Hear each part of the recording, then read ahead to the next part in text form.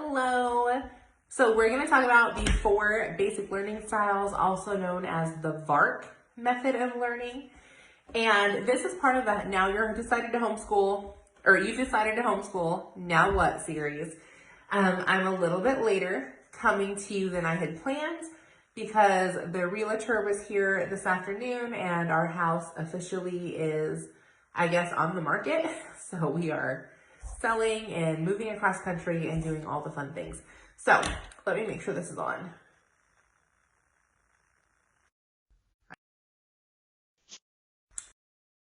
Yes, we are good. Hey, Brandy.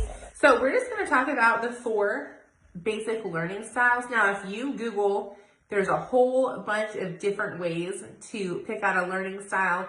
The reason that I am going with this is just for the simple fact that this is the most common one and this is the one that deals with all of the senses. There are other ones that deal with more of like parts of the brain.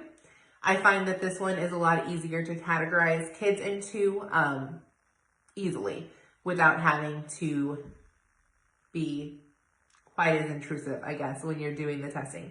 So I do want to remind y'all, we are doing the Amazon gift card giveaway again. So if you would like to enter, just share this video and then underneath, go ahead and type that you shared.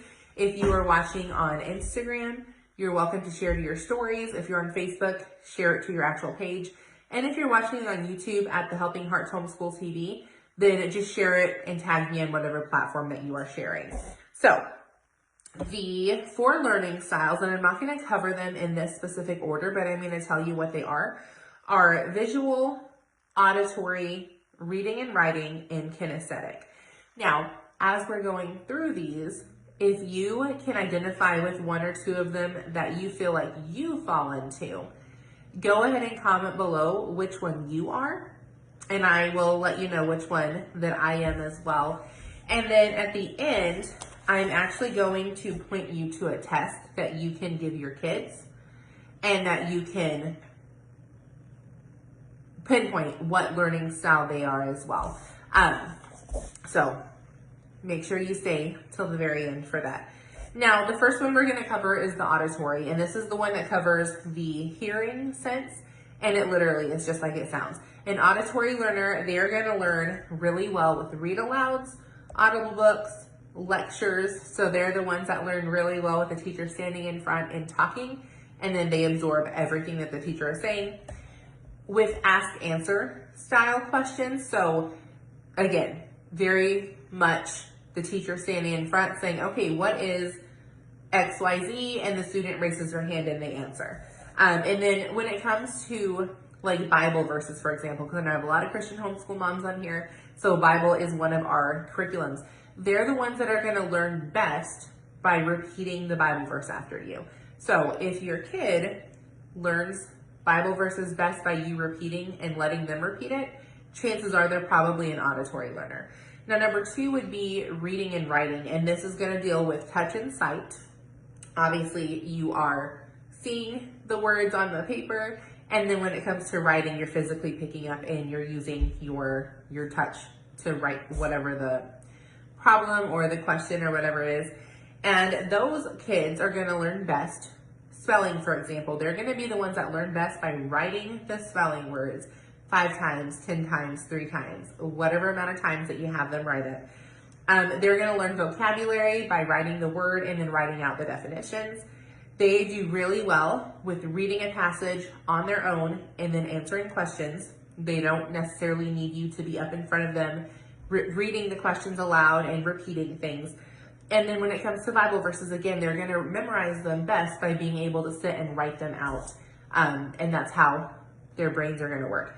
Now, I will tell you, public schools, the majority of them teach in one of these 2 learning styles. Well, rather, they teach in the teaching style that correlates to the learning style, which we're going to talk about in the next time I go live, which should be Wednesday.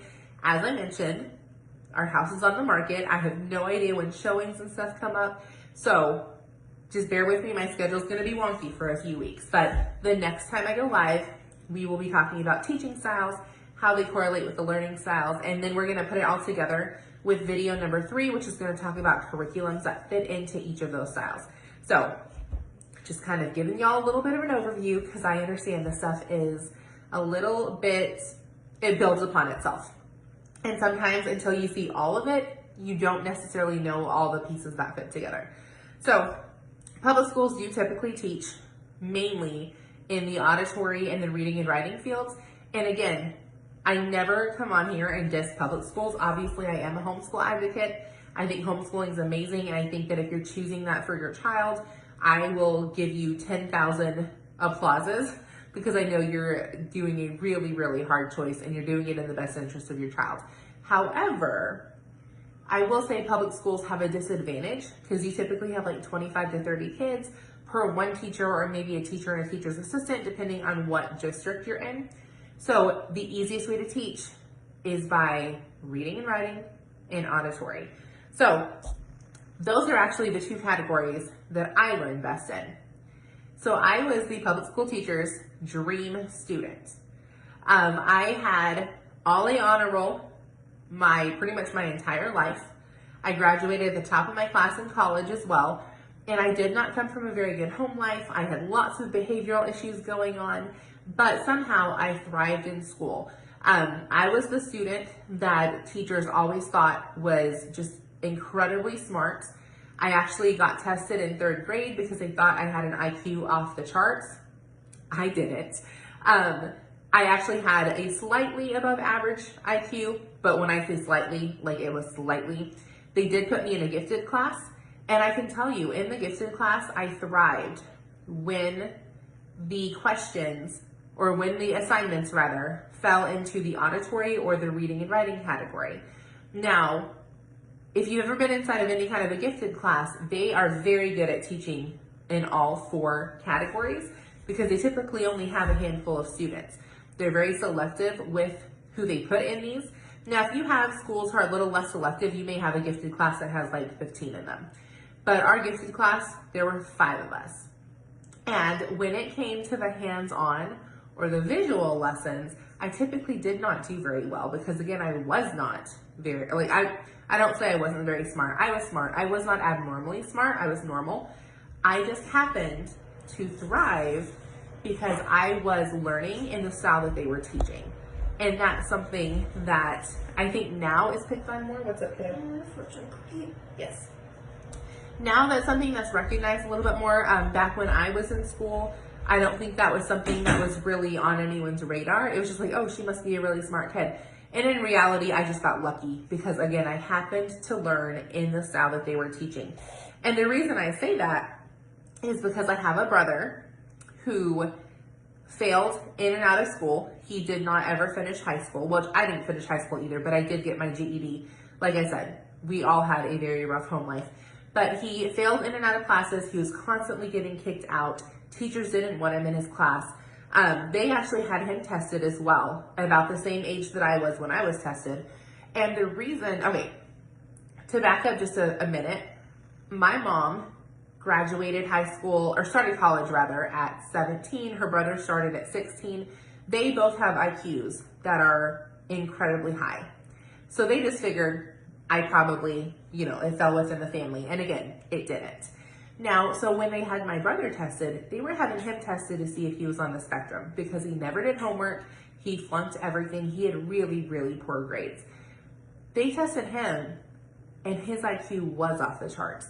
He was incredibly smart. He was incredibly gifted. The reason he did not thrive in school is because he was not an auditory or a reading and writing student. He learns best by kinesthetic, and now he can take apart like washers and motors and different things and put them back together, and he is very, very talented in his field. But he completely flunked out of school because, again, that wasn't on anyone's radar. It wasn't back then. Again, I went to school in the 90s, the early 90s, when all of this was going on, and it wasn't on anyone's radar of like, maybe he's just not learning because of what we're teaching. And again, this is not a slight to school. No, we were in a town and in a district that did not have a very good public school system. We were one of the lowest in not only the state, but in the nation. But I can say, I can think of a handful of amazing teachers that we had that we knew loved us.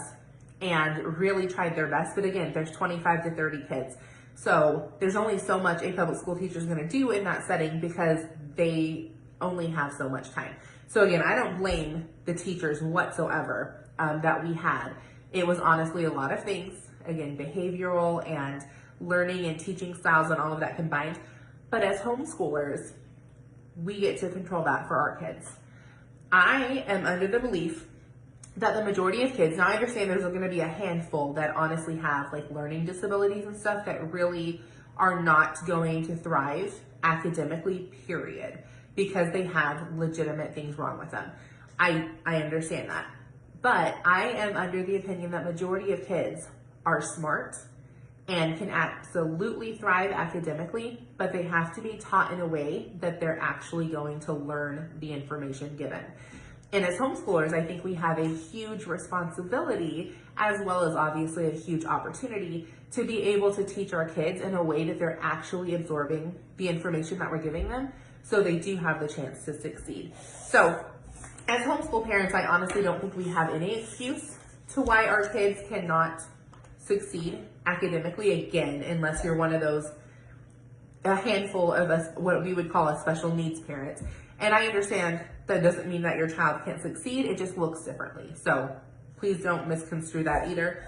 I'm not saying they're not smart, I'm just saying I understand it's a different scale for them. So I would liken it to the love languages. I don't know, drop me a 1 if you know what the 5 love languages are, if you've ever heard of it.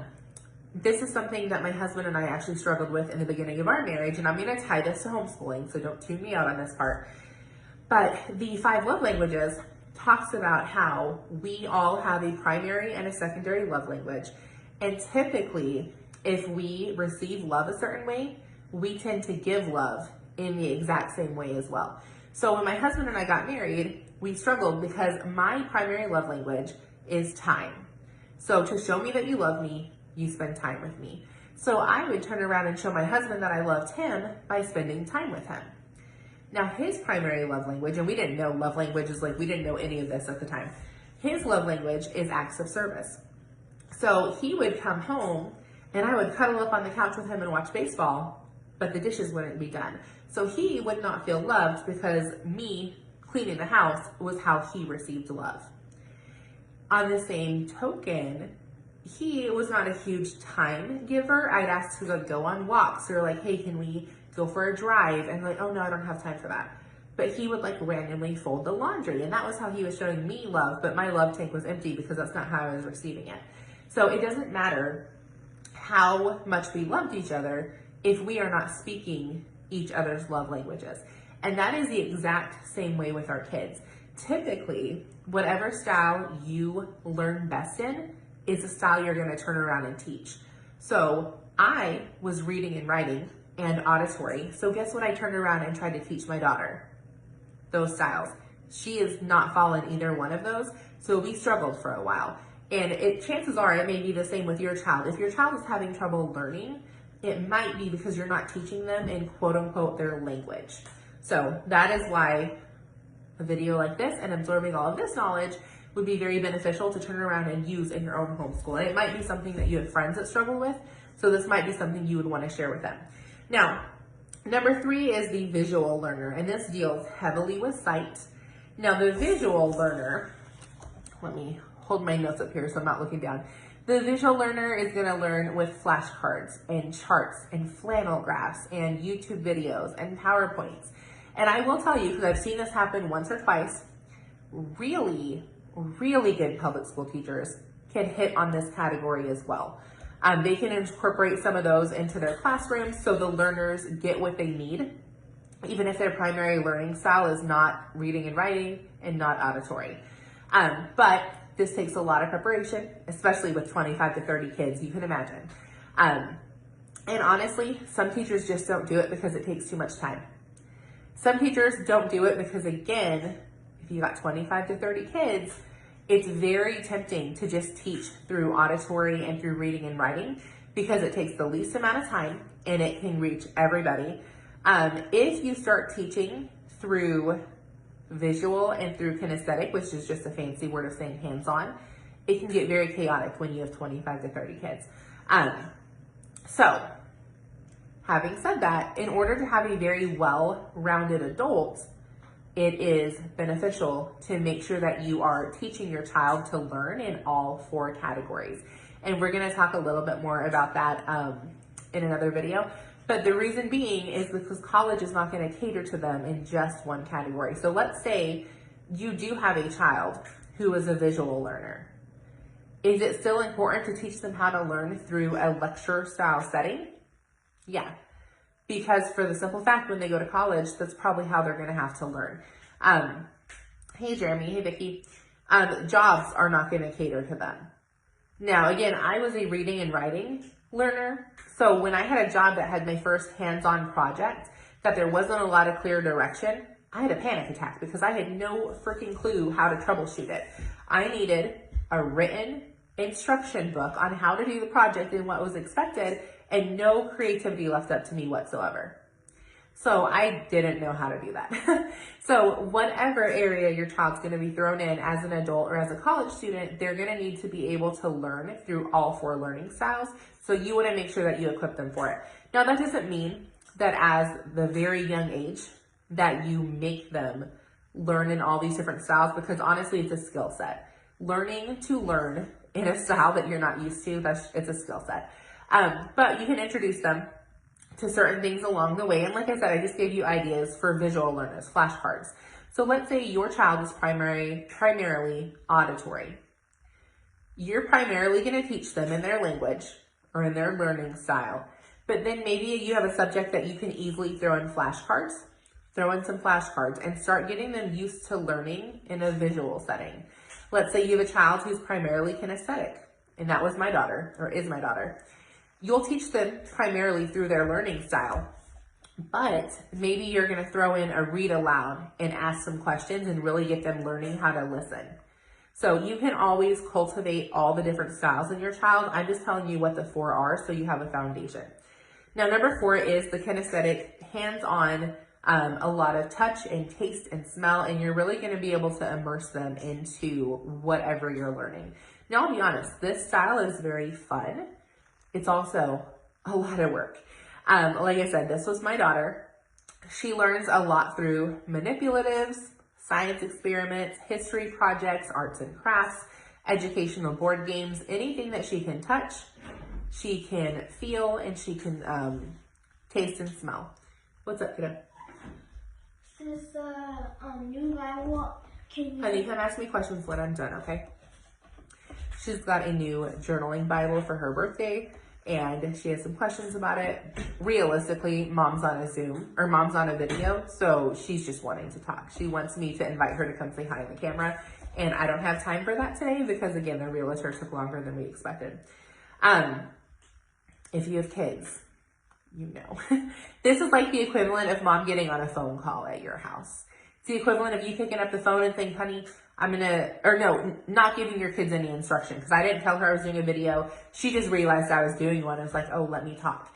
It's the equivalent of you at the house picking up a phone and not letting your kids who you're calling or giving them any kind of directions to, like, hey, give me 20 minutes, I'll be back. It's just picking up a phone call, they see you and like, ooh, who's mom talking to? Let me bug her. That's the equivalent of this right now. So anyways, I will say public schools try to incorporate this by doing science fairs and history. I think they're called history fairs. Yeah. The problem with that is all the work falls on the parents. Most of the stuff is done outside of school. So unless you have really good hands-on parents, your kids still aren't getting the learning experience they need because they're not getting much hands-on anything. They're getting a last-minute project that's turned in and probably started 24 hours before the fair starts just so they don't get a failing grade. And I saw this over and over in my school. This is not an opinion. I'm telling you what actually happens. And again, this isn't a slight on the school, because when you have 25 to 30 kids, you're not doing a lot of hands-on things. You would have chaos. But as homeschool parents, we get to do all the hands-on things with our kids. So if you have a kinesthetic learner, then count it as a privilege, because if your child was not at home learning with you and they were in a normal classroom setting, they probably would not be thriving. And I can tell you that with my daughter. Like I said, she's a kinesthetic learner. I did not identify that in the beginning. I didn't give her any kind of test or anything. I should have, because I went to school to be a teacher, and this wasn't covered. I can tell you, this wasn't talked about near as much. Now, probably also because I went to school to be a high school teacher, maybe at that point, you're kind of just expected to be able to learn in whatever format we give you. This may have been covered in the elementary side, I don't know, but I know it wasn't covered for me, so I was completely out of my element. She struggled a lot with reading. Now, we finally did incorporate anything we could hands-on to teach her how to read, but I did not know that's why she was struggling. I thought she was just being difficult and not wanting to learn. We did a lot of auditory and visual, because you're teaching reading. And I realized that I was not teaching her in a way that she could learn it. Now, again, I didn't just throw everything out the window. We still did read alouds.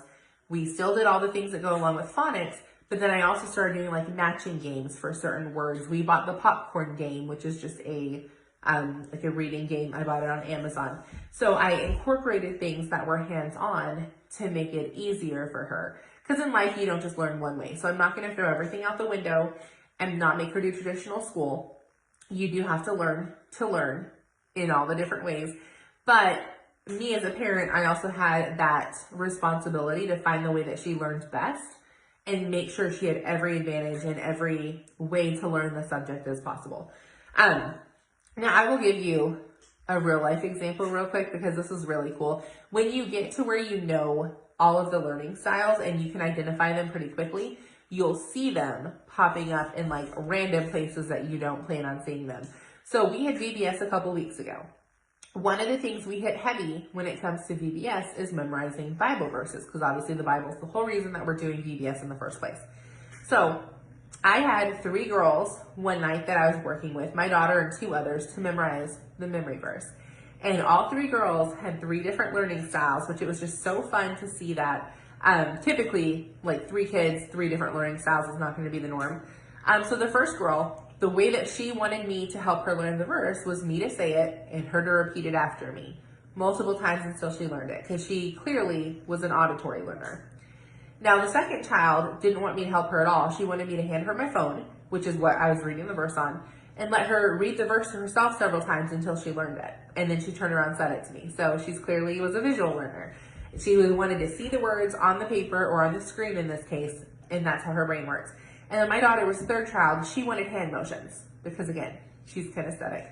So, and all 3 of them said it. All 3 of them did amazing that week. They all got all of their crocodile bucks that we called them, and it was a lot of fun. But it was just funny seeing the different learning styles like come to play in real life. It was comical, I should say, seeing their preferences like pop off the screen. And then before we move on to the teaching styles, again, that's the next thing we're going to cover. If you would like the 10 questions to ask your kids to be able to pinpoint their learning style, go ahead and comment below. Just type the words 10 questions.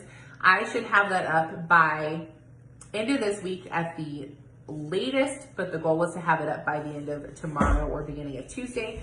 And I will just drop me your email and I will email it directly to you, or you can DM me your email if that's better, but make sure you at least comment below 10 questions so I know that you contacted me, because I don't get to my messages all the time. But 10 questions that you can ask them. I have it written up. I just haven't put it into a format that I can send. But that is something I would highly, highly recommend doing with your kids. I actually did this with my daughter. I was I'm curious if this actually works. It actually works. And if you're watching this as part of the blog series that we're doing on homeschooling, then the 10 questions is already in a PDF for you to download. If you just click the bar below that literally says 10 questions to ask my kid. So it'll be right there for you. And I hope y'all have an amazing rest of your Sunday. And I hope you are looking forward to Monday as much as I am. Talk to y'all later.